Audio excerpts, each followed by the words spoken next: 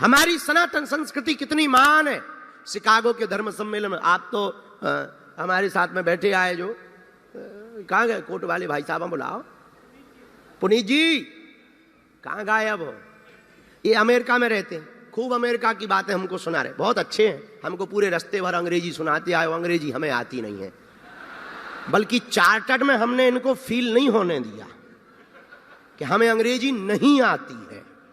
ये उतरने के बाद बताया कि आप जितनी अंग्रेजी बोलते रहे हमारे मूड से निकलती रही।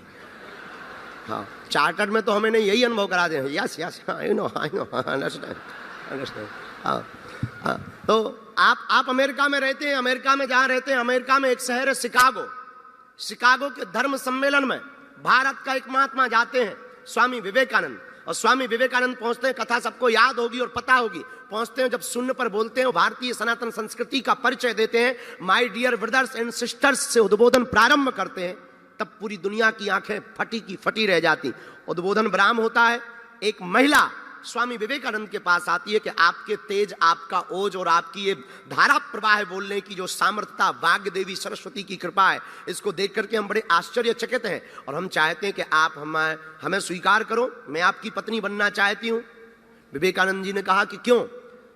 तो उस महिला ने कहा कि मैं चाहती हूं कि तुम्हारा मुझसे विवाह हो और आप मुझे पत्नी अगर स्वीकार करें तो मेरा जो बेटा होगा वो आपकी तरह ही होगा, जो और काम करेगा। बहुत गजब का जवाब हमारे भारत के महात्मा ने दिया, सनातन संस्कृति के महात्मा ने दिया।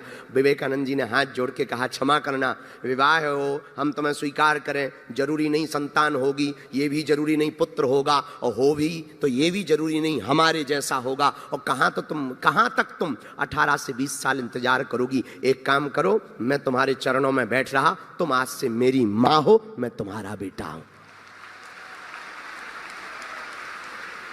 तुम्हारी भी इच्छा पूर्ण और मेरी भी इच्छा, ये हमारी सनातन संस्कृति है। हमारी सनातन संस्कृति इतनी अद्भुत है कि हनुमान जी लंका में जाते हैं तो रावण के सामने, जिसने प्रभु श्री राम की पत्नी हमारी माता जानकी का हरण किया, उनके सामने भी हनुमान जी विनम्र भाव में हाथ जोड़ करके समझाते हैं।